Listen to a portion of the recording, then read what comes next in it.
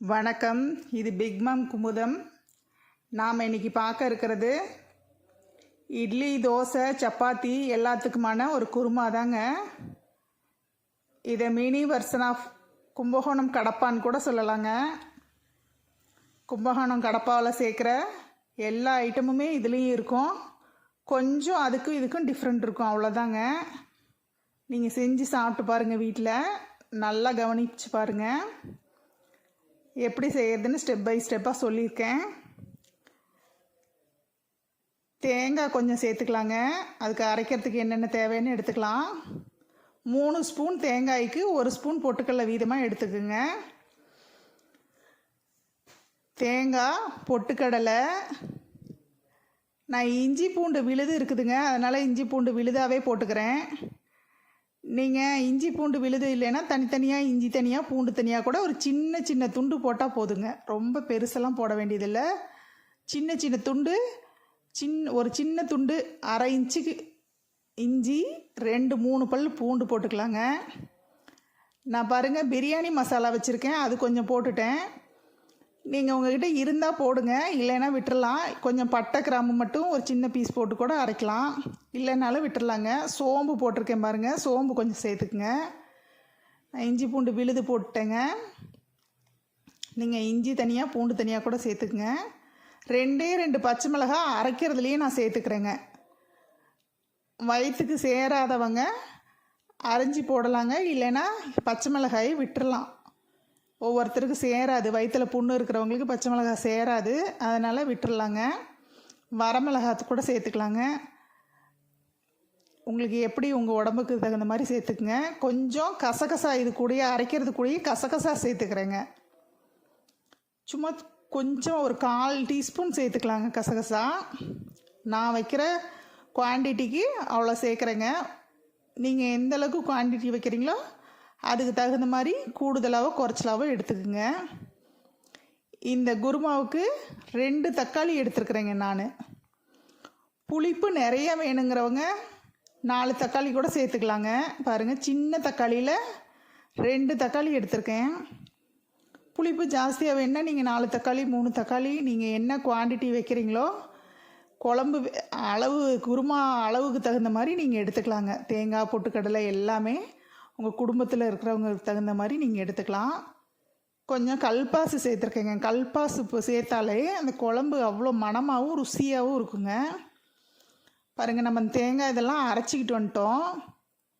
அரைச்சிக்கிட்டு வந்ததில் இப்போ தக்காளியை போட்டு ஒரே ஒரு சுற்று மட்டும் சுற்றி எடுத்துக்கலாங்க. பல்ஸ் மோடில் ஒரு சுற்றி எடுத்துக்கலாம். தக்காளியை ரொம்ப அரைச்சும் இருக்கக்கூடாது, அரைக்காமல் அப்படியே திப்பியாகவும் இருக்கக்கூடாதுங்க. அந்த மாதிரி அப்போல்லாம் செக்கில் ஆட்டும்போது அந்த தக்காளி விதையெல்லாம் பார்த்தா அப்படியே தெரியுங்க. அது மாதிரி தான் ஆட்டி எடுப்பாங்க. இந்த குருமா கிட்டத்தட்ட எங்கள் வீட்லேயே 95 வருஷமாக வச்சுக்கிட்டு இருக்கிறாங்க. எங்கள் பாட்டி இப்போ தான் ஒரு 6 மாதத்துக்கு முன்னாடி அம்மாயி இறந்து போனாங்க. அவங்க 13 வயசில் சமைக்க ஆரம்பித்தாங்களாம். அப்போ இருந்தே இதே குருமா தாங்க செய்வாங்க. அதுதான் எங்களுக்கு சொல்லி கொடுத்தாங்க. அந்த குருமா தாங்க நான் இப்போ உங்களுக்கு சொல்லி கொடுத்துட்ருக்கேன். இந்த பக்கம் எல்லார் வீட்லேயும் வைப்பாங்கங்க. எங்கள் சைடு எல்லார் வீட்லேயும் இந்த குருமா தாங்க செய்வாங்க. இட்லி, தோசைனாலே உடனே இந்த குருமா தான். ஒரு பாத்திரம் அடுப்பில் வச்சு எண்ணெய் விட்டுக்கிட்டோங்க. கடுகு, கருவேப்பிலை, உளுந்தம்பருப்பு, கடலைப்பருப்பு சேர்த்தாச்சுங்க. அது செவக்கட்டுன்னு கருவேப்பிலை சேர்த்துக்கலாம். இந்த குருமாவில் கொஞ்சம் பொட்டுக்கடலை கம்மியாக போட்டுக்கிட்டிங்கன்னா சப்பாத்திக்கும் நல்லா இருக்குங்க. சப்பாத்திக்கு, பூரிக்கும் நல்லாயிருக்கும். நீங்கள் இது கூடயே உருளைக்கிழங்கு, கேரட்டு, பீன்ஸு இந்த மாதிரி எது வேணாலும் சேர்த்துக்கலாங்க. அவங்கவுங்க டேஸ்ட்டுக்கு தகுந்த மாதிரி என்ன காய் சேர்த்துணுமோ அதை சேர்த்துக்கலாம். சப்பாத்திக்கு நல்லா இருக்குங்க. இட்லிக்கு உருளைக்கிழங்கு மட்டும்தான் சேர்த்துவாங்க. உங்களோட டேஸ்ட் எப்படியோ அதுக்கு தகுந்த மாதிரி நீங்கள் என்ன காய் சேர்த்துறதுனாலும் சேர்த்துக்கலாங்க. கருவேப்பிலை சேர்த்துக்கிட்டேங்க. அடுத்ததாக வெங்காயம், பெரிய வெங்காயம் நான் சேர்த்துருக்குறேங்க. இந்த குருமாவுக்கு எப்போவுமே பெரிய வெங்காயம் தான் சேர்த்துவாங்க. சின்ன வெங்காயம் கூட சேர்த்துக்கலாங்க, பிடிக்குங்கிறவங்க சின்ன வெங்காயம் சேர்த்துக்கலாம். பாருங்கள், இந்த பட்டை, கிராம்பு, ஸ்டார் அனீஸு, மராட்டி மொக்கு இதிலெல்லாம் ஒரு சின்ன சின்ன பீஸுங்க, ரொம்ப சின்ன சின்ன பீஸாக எடுத்து தாளிக்கிறதுலேயே தாளிச்சிருக்கிறேங்க. அரைக்கிறதுலேயும் கொஞ்சம் போட்டு அரைச்சிருக்கிறோம். தாளிக்கிறது கூட சேர்த்து தாளிச்சுக்கிறோம். இப்போ வெங்காயத்தை சேர்த்தாச்சுங்க. பெரிய வெங்காயம், ஒரு வெங்காயம் பெரிய சைஸில் இருக்கிற வெங்காயம் நான் அரிஞ்சு சேர்த்துருக்குறேன். லேசாக அதை வதக்கி விடலாங்க. வெங்காயம் லேசாக கலர் மாறாமல் வதங்கினா போதுங்க, ரொம்ப வதங்கணுன்னு அவசியம் இல்லை. இப்போ நம்ம அரைச்சி வச்சதை இது கூட சேர்த்துடலாங்க.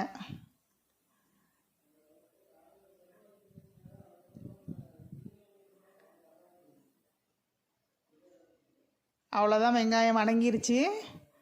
அரைச்சி வச்சது இது கூட சேர்த்துடலாம். இந்த குருமா சூடாக வச்சு இட்லியும் சூடாக எடுத்தோம்னா சாப்பிட அவ்வளோ நல்லா இருக்குங்க.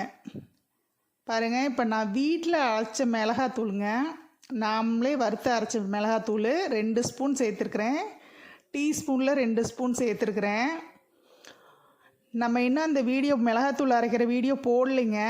உங்கள் வீட்டில் என்ன குழம்பு மிளகாத்தூள் இருக்குதோ அதை சேர்த்துக்கலாங்க. இல்லை நீங்கள் என்ன குழம்புக்கு என்ன மிளகாத்தூள் சேர்த்துவீங்களோ அந்த தூளில் சேர்த்துக்கலாங்க. உங்கள் காரத்துக்கு தகுந்த மாதிரி சேர்த்துக்கிட்டு நான் அந்த வெங்காயத்து கூடயே வதக்கி விட்டு கொஞ்சமாக தண்ணி விடுறேங்க. அந்த பச்சை வாசனை போகட்டும் அப்படின்னு விட்டுருக்கேன்.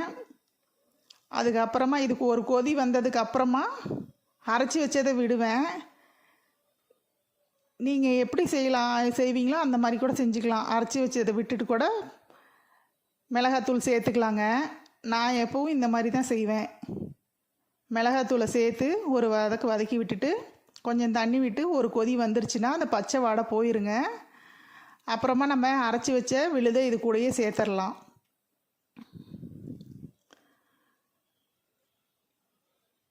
மஞ்சள் தூள் கொஞ்சம் சேர்த்துக்கலாங்க. கொஞ்சமாக மஞ்சள் தூள் சேர்த்துக்கிட்டு அதையும் ஒரு கிளறி விட்டுடலாம். நல்லா கொதித்து வரட்டும்.